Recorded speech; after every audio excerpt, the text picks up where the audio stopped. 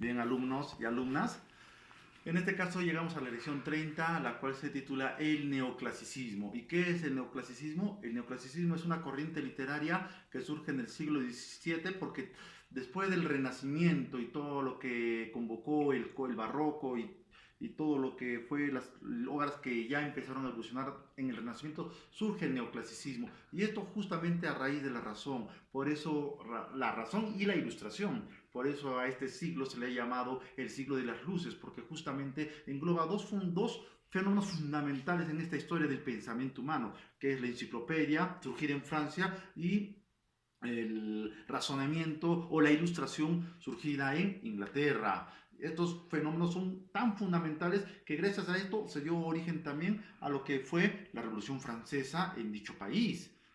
Entonces, estas dos tendencias, tanto la ilustración y la Revolución Francesa, que viene seguida de la enciclopedia, surgen porque las personas tienden ya a la ilustración, a la preparación, a ser una persona más preparadas, y todos esos descubrimientos y esas importancias se dan a través de estos pensadores y filósofos que tratan de darle una mayor validez a la evolución humana. Y tenemos que tener en cuenta que todo este periodo formativo tiene un origen que es reorganizar y rebuscar en las antiguas literaturas griegas y romanas todo lo que se había dejado de avanzar en lo que es el pensamiento literario. Y muchos autores rebuscan esas etapas de la vida en la literatura antigua para poder resurgir con otra nueva forma y tendencia literaria que les permita ir más allá de lo que en Grecia y Roma se habían quedado, ya que 1000 años de Edad Media había anquilosado y había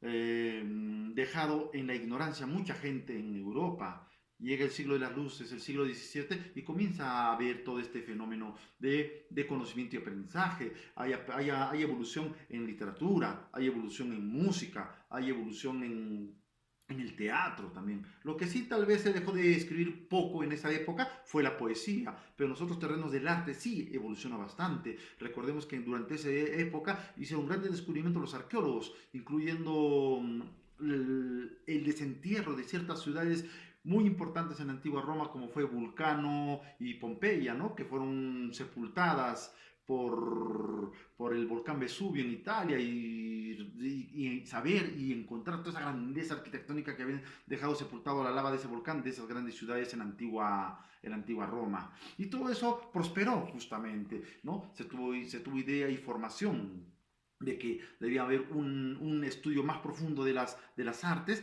pero en el caso de la literatura, explicadas con un lenguaje más claro y preciso, tener en cuenta y tomar las aficiones literarias de Grecia y Roma antigua para poder ser escritas en el siglo XVII, y de ahí en adelante poder tratar de mejorarlas. Hubo evolución en el caso de la música, aparecen Beethoven, Haydn, Mozart como grandes exponentes de la música del siglo XVII, de ese neoclasicismo. También aparece la evolución en el teatro de lo que es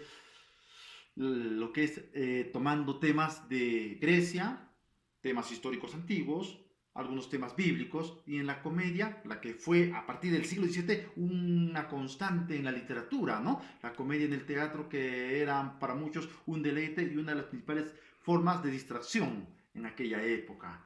Y también debemos entender que gracias a esa forma literaria y a ese pensamiento más liberal que tuvo la gente, apareció la Revolución Francesa. Y ese fue un aporte fundamental para que el ser humano viva de un modo más libre, sin opresión. Y esto está ligado, como dije al inicio, por la enciclopedia que fue liderada por Diderot para formar un gran libro y volumen de conocimiento de los filósofos y pensadores de la época, que se vino acompañado de la ilustración inglesa, de los cuales empezaron a hacer investigaciones de aspecto científico de las ciencias naturales, de lo que había en aquella época en el planeta.